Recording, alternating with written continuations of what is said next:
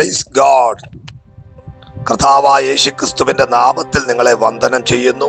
ഈ സമയം ലൈവിൽ നിങ്ങളുമായി ഒരുമിച്ച് ദൈവവചനം പങ്കിടുവാൻ കർത്താവ് ഒരുക്കിയ അവസരത്തിനായി നന്ദി പറയുന്നു. വളരെ പ്രാർത്ഥനയോടുകൂടെ നമുക്ക് ദൈവ വചനത്തിലെ ജീവനെ അനുഭവിപ്പാൻ ആയിരിക്കുന്നിടത്ത് നിങ്ങൾ ഒരുങ്ങുക. വെളിപ്പാട് പുസ്തകം 5-ാം അധ്യായം 5-ാമത്തെ വാക്ക് ഇപ്രകാരമാണ് വായിക്കുന്നത്: അപ്പോൾ മൂപ്പന്മാരിലൊരുത്തൻ എന്നോട്, കരയേണ്ട, യഹൂദാ ഗോത്രത്തിലെ സിംഹവും ദാവീദിന്റെ വേരുമായവൻ പുസ്തകവും അതിന്റെ 7 മുദ്രയും തുറപ്പാൻ തക്കവണ്ണം ജയം പ്രാപിച്ചിരിക്കും. വെളിപ്പാട് പുസ്തകം 5-ാം അധ്യായം 5-ാമത്തെ വാക്യത്തിൽ പറയുന്നത് യേശുവിനെ കുറിച്ച് പറയുന്ന ഏറ്റവും പ്രധാനപ്പെട്ട ഒരു ദൂതാണ്. യഹൂദാ ഗോത്രത്തിലെ സിംഹം എന്നാണ് അവിടെ യേശുവിനെ കുറിച്ച് പറയുന്നത്. എന്നിട്ട് പറയുവാണ്, പുസ്തകം തുറപ്പാൻ യോഗ്യൻ. അപ്പോ ചിലത് തുറക്കാൻ ഒരു യോഗ്യത വേണം. ദൂതന്മാർ പറയുന്നു, ഞങ്ങൾ യോഗ്യരല്ല, ഞങ്ങൾക്ക് യോഗ്യതയില്ല. എന്നാൽ പുസ്തകം തുറപ്പാൻ യോഗ്യത ഉള്ള ഒരുവനുണ്ട്. അവനാണ് യഹൂദാ ഗോത്രത്തിലെ സിംഹമായ വാഴ്ത്തപ്പെട്ടവനായ നമ്മുടെ കർത്താവ്. അപ്പോൾ പുസ്തകം തുറക്കുക, അതിന്റെ അകത്ത് മുഴുവൻ ഇൻഫർമേഷനുകളാണ്. എന്ന് പറഞ്ഞാൽ നിന്റെ ഭാവി എന്തായിരിക്കും, നിന്റെ ലൈഫ് എങ്ങനെയായിരിക്കും, നിന്റെ ഫ്യൂച്ചർ എങ്ങനെയായിരിക്കും, നിന്റെ തലമുറ എങ്ങനെയായിരിക്കണം എന്നതെല്ലാം ഈ പുസ്തകത്തിന്റെ അകത്തുണ്ട്. അത് തുറന്നു വരണമെങ്കിൽ ഒരു യോഗ്യതയുണ്ട്. അപ്പോൾ യോഗ്യത കുറവ് കൊണ്ടാണ് പലർക്കും കിട്ടേണ്ട ഇൻഫർമേഷനുകൾ കിട്ടാത്തത്. തുറന്നു വരേണ്ടത് പലതും തുറന്നു വരാത്തത് യോഗ്യത കുറവ് കൊണ്ടാണ്. ഇപ്പോൾ ഈ മെസ്സേജ് കേൾക്കുമ്പോൾ ചിലത് നിനക്ക് വേണ്ടി ദൈവാത്മാവ് ഓപ്പണാക്കാൻ പോകുകയാണ്. നാളുകൾ കൊണ്ട് ഇനി അടുത്ത സ്റ്റെപ്പ് എന്തെന്നറിയാതെ, ഭാവി എങ്ങനെയായി തീരുമെന്നറിയാതെ, തലമുറകളെ കുറിച്ച് അത് അവരുടെ ജീവിതം അടുത്ത് എന്തായി തീരുമെന്നറിയാതെ ഭാരപ്പെടുമ്പോൾ ഇവിടെ ഇതാ പുസ്തകം തുറപ്പാൻ യോഗ്യനായ ഒരുവൻ വെളിപ്പെട്ട് നിൽക്കുമ്പോൾ പരിശുദ്ധാത്മാവ് പറയുന്നു, നിന്നെ കുറിച്ചും നിന്റെ കുടുംബത്തിലുള്ളവരെ കുറിച്ചും എഴുതി വച്ച ആ പുസ്തകം ഇപ്പോൾ ഓപ്പണാകാൻ തുടങ്ങുകയാണ്. ആമേൻ പറഞ്ഞ് സ്വീകരിക്കുന്നെങ്കിൽ നാളിതുവരെയും അടഞ്ഞു കിടന്ന ചില മേഖലകളെ ഈ പ്രാർത്ഥനയ്ക്കകത്ത് പരിശുദ്ധാത്മാവ് തുറക്കുകയാ. ശമന ഘടകസ്മനാദി കരമടിച്ച് ആമേൻ പറഞ്ഞ് സ്വീകരിച്ചോ. തുറന്നു കിട്ടണമെങ്കിൽ യോഗ്യത വേണം. എന്നാൽ പുതിയ നിയമത്തിൽ യേശുവിന്റെ രക്തത്താൽ സൗജന്യമായി ലഭിച്ച നീതിയുടെ വസ്ത്രത്താൽ എനിക്ക് നിനക്കും ഒരു യോഗ്യത സർവശക്തനായ ദൈവം തന്നിട്ടുണ്ട്. ഇത് ഉറപ്പുള്ളവർ ആമേൻ പറഞ്ഞ് സ്വീകരിച്ചു. യോഗ്യതയിലേക്ക് നീ വന്നിരിക്കുക. എങ്ങനെ?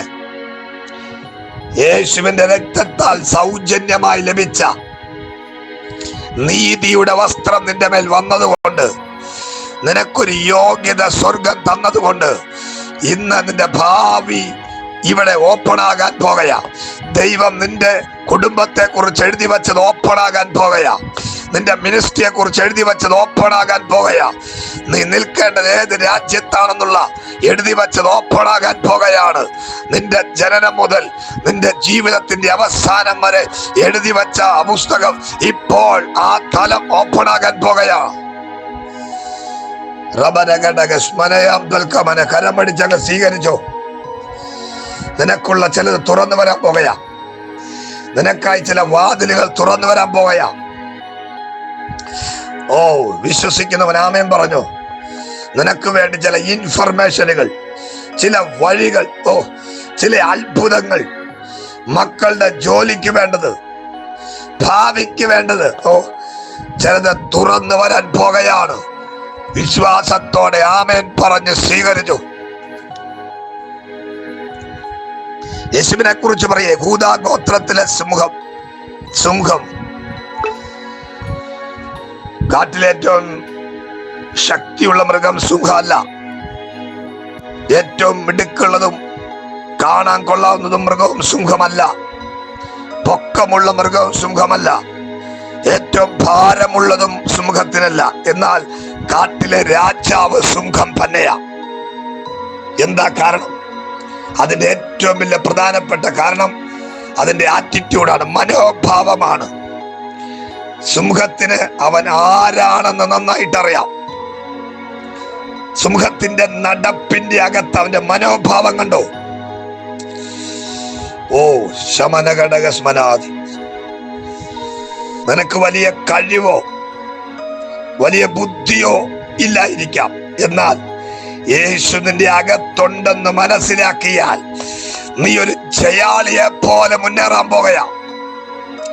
ഇത് ഞാൻ പറഞ്ഞുകൊണ്ടിരിക്കുമ്പോ തന്നെ നിനക്ക് വേണ്ടത് ഈ സിംഹത്തിന്റെ മനോഭാവമാണ്.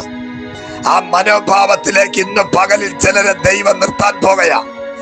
കാട്ടിൽ ഒരുപാട് വലിപ്പമുള്ളതും പൊക്കമുള്ളതും ആരോഗ്യമുള്ളതും മൃഗങ്ങളുണ്ടെങ്കിലും കാട്ടിലെ രാജാവ് സിംഹമാണ്. അതിന്റെ കാരണം അതിന്റെ മനോഭാവമാണെങ്കിൽ ഈ സമയം വിശ്വസിക്കുന്നവർ ഏറ്റെടുത്തോ. നിന്റെ മുമ്പിൽ കിടക്കുന്ന സകല പ്രശ്നങ്ങളിലും ഞാൻ ജയാളിയാണെന്നും തിരിച്ചറിഞ്ഞ് നടക്കാൻ നിനക്ക് പറ്റിയാൽ ആ പ്രതികൂലങ്ങൾ നിന്റെ മുമ്പിൽ കീഴടങ്ങാൻ പോകുകയാ. ശമന ഘടകശ്മന ഹസ്തൽ പ്രവചന ശ്രീമാന ഹന്തൽ കമന ഘടകശ്മനാദി. ആമേൻ പറഞ്ഞ് സ്വീകരിച്ചു. യഹൂദാ ഗോത്രത്തിലെ സിംഹം യോഗ്യൻ എന്ന വാക്കിന് അതിന്റെ അർത്ഥം ജയം പ്രാപിച്ചിരിക്കുന്നു. യോഗ്യൻ എന്ന വാക്കിന്റെ അർത്ഥം പ്രബലപ്പെടുക. യോഗ്യൻ എന്ന വാക്കിന്റെ അർത്ഥം അതിജീവിക്കുക. എത്ര പേർക്ക് ആഗ്രഹമുണ്ട് നീ നേരിടുന്ന പ്രശ്നങ്ങളെ അതിജീവിക്കുന്ന ഒരു പവർ നിന്നിലേക്ക് വരുക?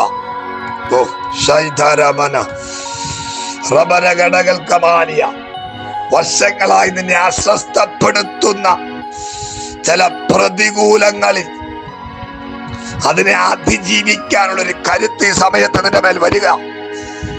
ഇപ്പോൾ തന്നെ അതിനെ സ്വീകരിച്ചോ. യേശുവിന്റെ നാമത്തിൽ നിന്നെ സ്റ്റെക്കാക്കി നിർത്തി, ഭയപ്പെടുത്തി നിർത്തിയ മേഖലയെന്ന് അതിനെ നീ അതിജീവിച്ച് മുന്നേറാൻ പോകുക.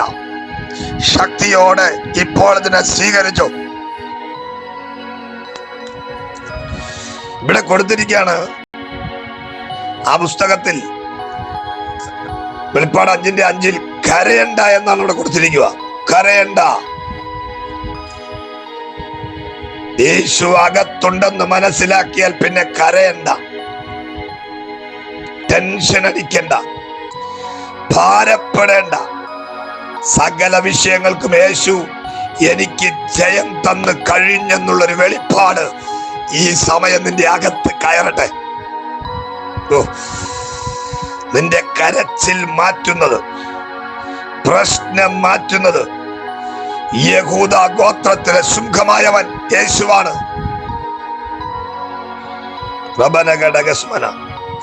നിന്റെ ഭവനത്തിലുള്ളവരോട് നീ പറയണം, കരയണ്ട, തളരണ്ട, പതരണ്ട. നീ യഹൂദാ ഗോത്രത്തിലെ സിംഹം നിന്റെ കൂടെ ഉണ്ടെന്ന് വിശ്വസിക്കുന്നവൻ ആമേൻ പറഞ്ഞു. നിന്റെ അഡ്രസ് പോലും യഹൂദാ ഗോത്രത്തിലെ സിംഹത്തിന്റെ അഡ്രസ്സാ.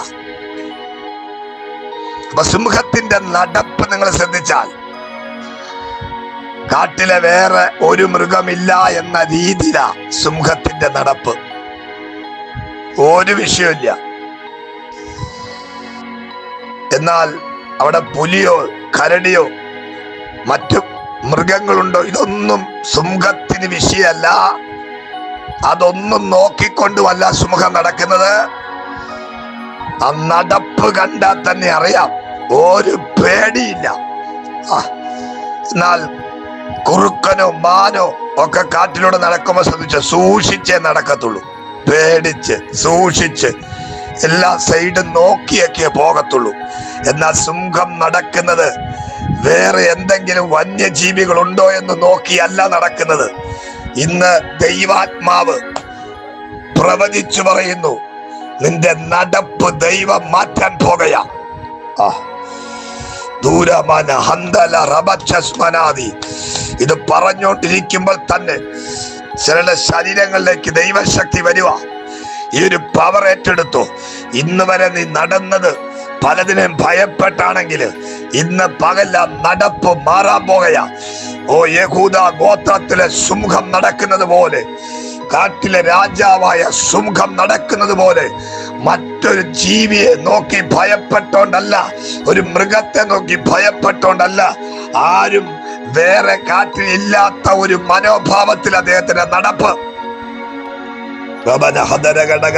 കർത്താവ് വ്യക്തമായി പറയുന്നു, ഇനി പ്രശ്നത്തെ നോക്കിയല്ല നടക്കുന്നത്, ഒരു പ്രശ്നവും ഇല്ലാത്ത വിധത്തിൽ ഞാൻ ജയാളിയാണെന്നുള്ള ബോധ്യത്തിൽ ദൈവസഭ നടക്കാൻ പോകുകയാ.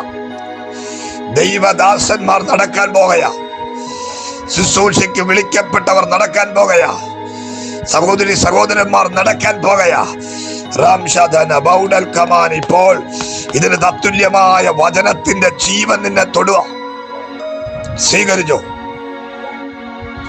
നിന്റെ ലൈഫിൽ ഒരു പ്രശ്നം ഇല്ലാത്ത വിധത്തിൽ നീ നടക്കണം.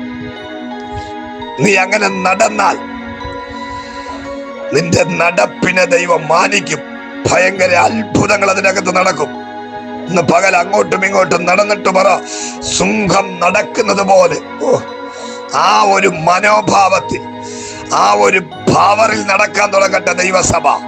നിന്നെ തളച്ചിടാൻ, നിന്നെ ഒതുക്കിക്കളയാൻ, നിന്റെ സ്റ്റെപ്പുകളെ തകർക്കാൻ നാളുകൾ കൊണ്ട് ഉന്നം വച്ച് നിൽക്കുന്നതിന്റെ നടുവിൽ ഈ സമയം തൊട്ട് നീ ജയാളിയെ പോലെ നടക്കാൻ പോകുകയാ. ശത്രു കണ്ട് ഓടിപ്പോകാൻ പോകുകയാ. ശത്രു ചിതറാൻ പോകുകയാ.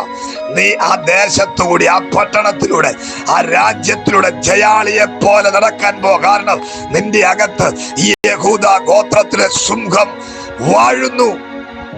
കരമടിച്ചേറ്റെടുത്തോ, കരമടിച്ചേറ്റെടുത്തോ. റബന ഘടകസ്മന. പ്രശ്നത്തെ കണ്ടോണ്ടല്ല, എന്റെ എതിരെ എന്തു നിൽക്കുന്നു എന്നുള്ളതല്ല, എന്റെ കൂടെ യഹൂദ ഗോത്രത്തിലെ സിംഹമായവൻ യേശു ഉണ്ടെന്നുള്ള മനോഭാവത്തിൽ ഈ പകലുകൊട്ട് നടക്കാൻ തുടങ്ങിയാൽ നിന്റെ ജീവിത ശൈലി മാറാൻ പോകുകയാ. ഓ